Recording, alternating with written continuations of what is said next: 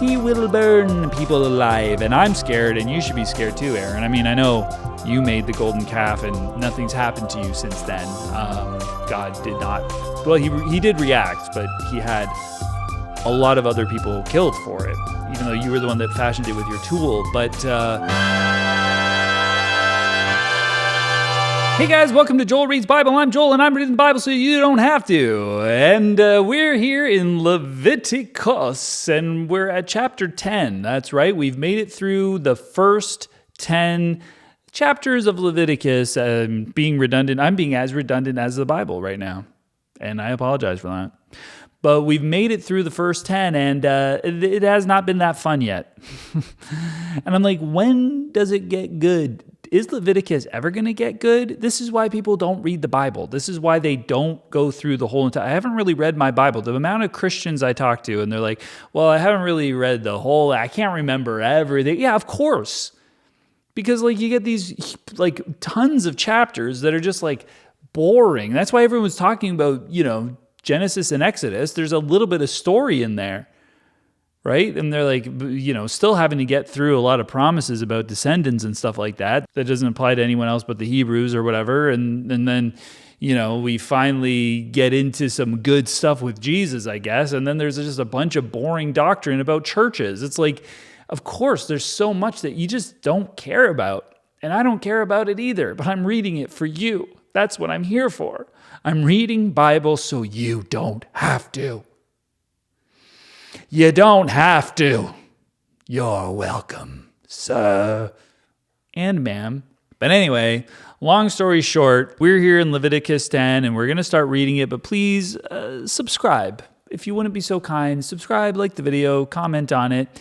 Because, I'm kind. I'm good. I will speed things along. You don't even have to watch it at 2 times speed. I do that sometimes. I go, you're not going to like this. And just like go real fast and get it over with. But maybe we'll get a little bit of a story here because it looks like there's some dialogue.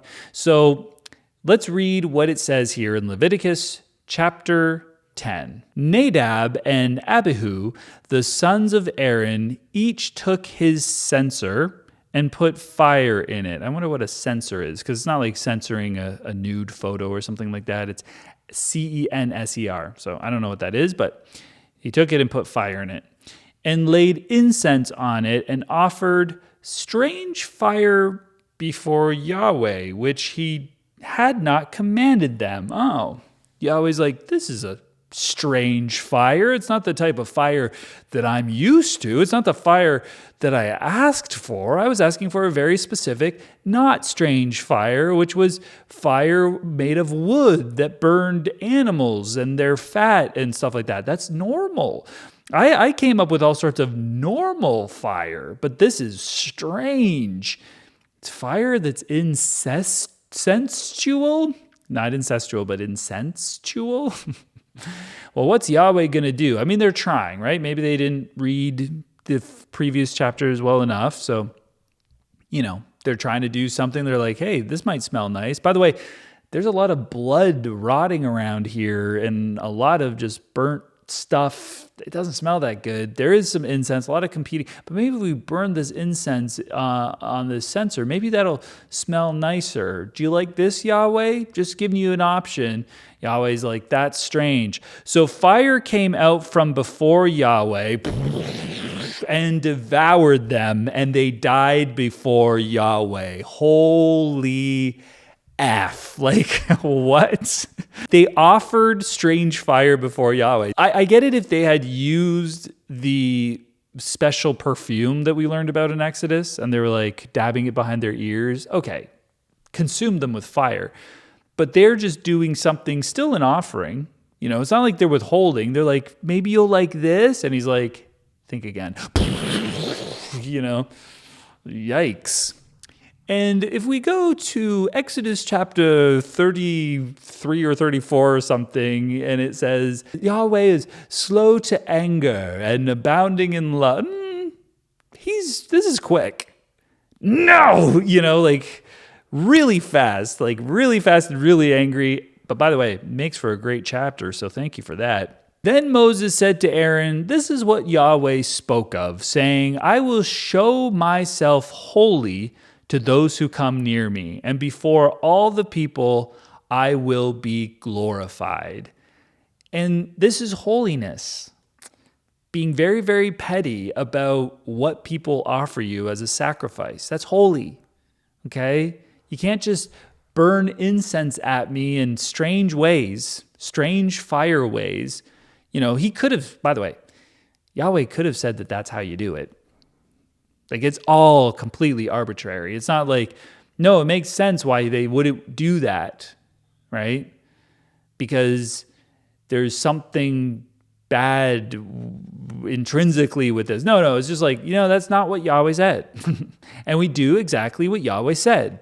Full stop, right? So follow the rules or get completely devoured by fire, okay? You will be engulfed. And that is how God will be glorified, right? He's glorified through violence and aggression and anger and engulfing people in flames. Sorry, that's just my nature. And maybe it's because he's so just, maybe he's just. If people just get it wrong slightly, it's not like they were burning ram penises or something like that, where they were being rude. They're like, all you get are the genitals, God. Okay, you're mocking him. Burn them alive, right? No, they were just like, do you like this? I couldn't remember what. Gone.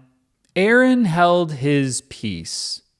Moses called Mishael and Elzaphan, the sons of Uzziel, the uncle of Aaron, and said to them, "Draw near, carry your brothers from before the sanctuary out of the camp." So they came near and carried them in their tunics out of the camp. I'm assuming they're ash. Like, these are the dead people. They probably just like get some sand in there and then we'll just carry them out there. As Moses had said. Moses said to Aaron and to Eleazar and to Ithamar, his sons, "Don't let the hair of your heads go loose, and don't tear your clothes, so that you don't die, and so that he will not be angry with all the congregation. But let your brothers, the whole house of Israel, bewail the burning which Yahweh has kindled." This is just the most petty God on the face of the planet. I mean, look, I don't know. There might be equally petty gods. I don't know all the gods. But don't let your hair of your heads go loose. If there's a hair out of place, Yahweh will burn you alive.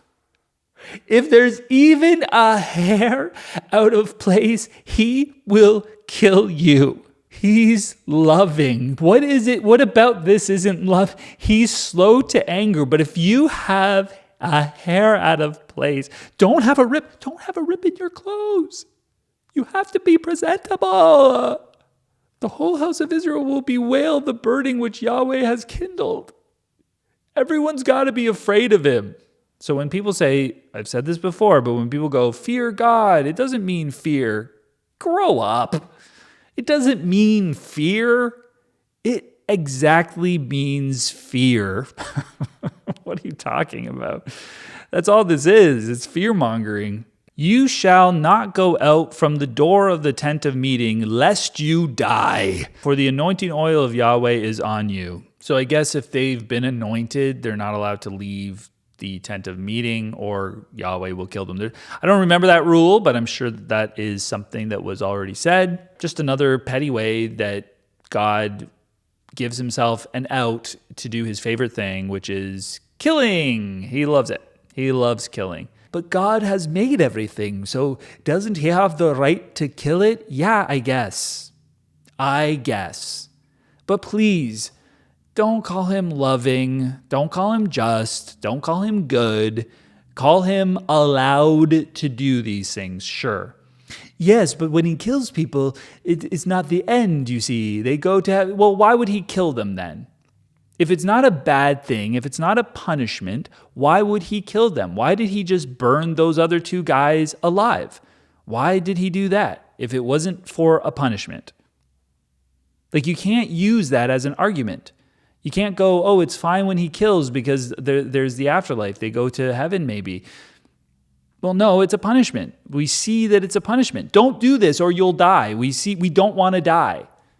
So Christians have got to stop using that apologetic. It vaguely works for babies and children, like for before the age of accountability.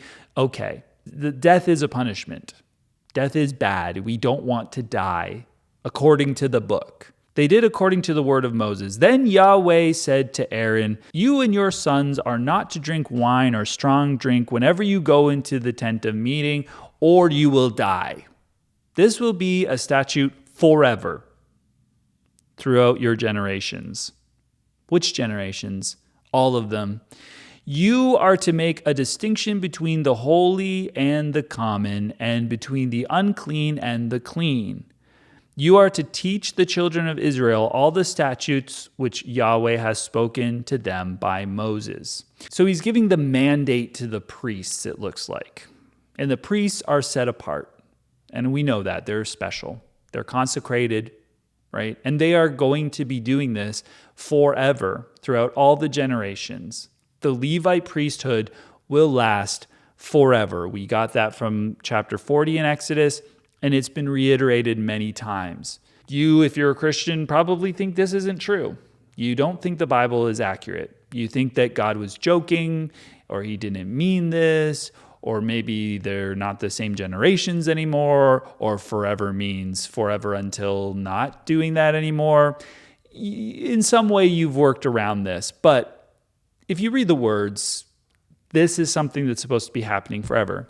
And the priests are not to drink when they go into the tent of meeting, which means drinking is generally fine. Anytime Christians want to sell you on the idea that drinking isn't fine, well, the Bible doesn't agree with you. Maybe too much drinking isn't good. Levites can't drink when they go to church.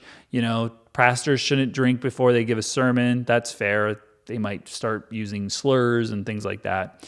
But drinking, generally speaking, is fine according to the Bible. I disagree. I don't think drinking is very good, and I'm sure I have people who watch these videos that enjoy a drink. I would say it's probably better not to drink. It's more healthy.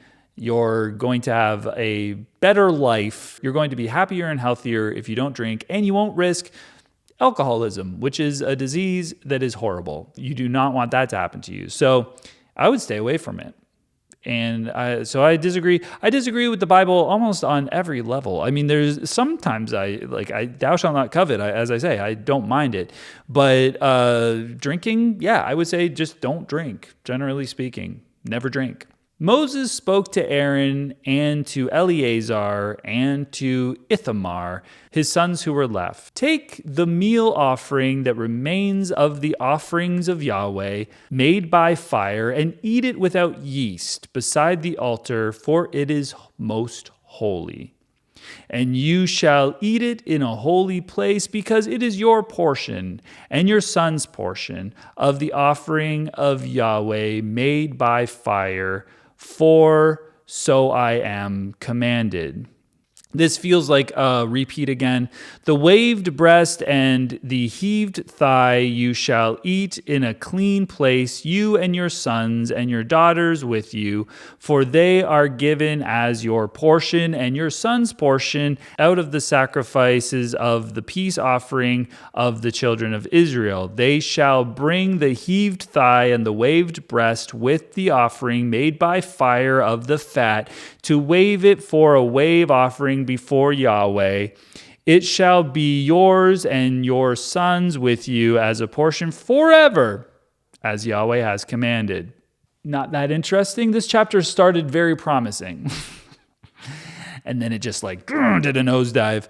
Moses diligently inquired about the goat of the sin offering, and behold, it was burned. Okay?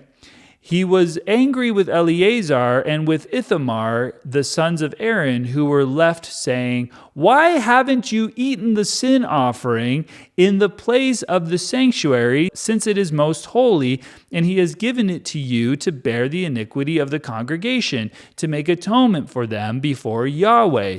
Behold, its blood was not brought into the inner part of the sanctuary. You certainly should have eaten it in the sanctuary as I commanded." Okay, so already these convoluted rules are starting to be a problem. And I don't know if it's that like Eleazar and Ithamar just like forgot what they were supposed to do, or they weren't hungry or something like that.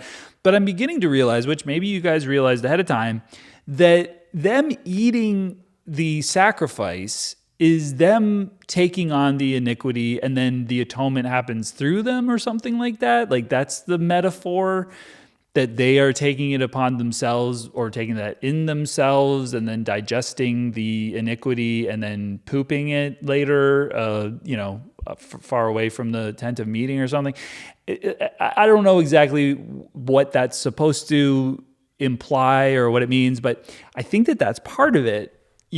They're the ones that are bearing the iniquity of the congregation, but they've done it wrong. And Moses is making an argument for it too. He's like, look, I know you don't eat it when there's blood, but there wasn't blood. You didn't bring blood in, so you could have eaten it. There was no good reason not to, because these rules are so convoluted. He's like, I think it says here, yeah. If there's no blood, you're supposed to eat it, So they're just trying to figure this out and getting upset about it. And I don't know what's going to happen with Eleazar and Ithamar, but I have a feeling that they could be burned alive. I mean, Yahweh would be in his rights to burn them alive at this point. Like he would be, nobody would go, what? Like if a hair is misplaced, or if you don't eat or eat the right thing or whatever, like there's a lot of good reasons. So let's see what Yahweh does here. Aaron spoke to Moses, "Behold, today they have offered their sin offering and their burnt offering before Yahweh, and such things as these have happened to me. If I had eaten the sin offering today, would it have been pleasing in Yahweh's sight?" What did he just say? When Moses heard that, it was pleasing in his sight. I do not understand this section, but I don't know if Aaron's like, hey, it's happened to me, man. Like, I've forgotten to eat the thing before, or maybe he's saying, hey, should I eat it? Like, if I eat it real quick, is that fine? Like I can mow down real quick and then solved, and Moses is like, cool. Yeah, as long as someone eats it, Yahweh wants someone to eat it. So if anyone could eat it, stat, that would be great, because he will burn people alive. And I'm scared, and you should be scared too, Aaron. I mean, I know you made the golden calf and nothing's happened to you since then. God did not, well, he did react, but he had a lot of other people killed for it, even though you were the one that fashioned it with your tool. But yeah, if you would eat real quick, keep the fire at bay, and then we can move on. I don't know if that's what was going on here, but I don't care that much. I'm just ready to get past it. I'm ready to have a better story. But this one, okay, Eleazar and Ithamar screwed up, and they didn't get burned alive, but the guys earlier got burned alive, because God is inconsistent. People can do things wrong or not do the things they're supposed to do or whatever, and they sometimes will get burned alive and sometimes not. Yep, that's it. He's inconsistent. He's always inconsistent. One thing that's consistent with Yahweh is he's inconsistent. Guys, thank you for joining me. If you haven't subscribed, please do that. Please like this video and comment, and we'll see you next time. Bye.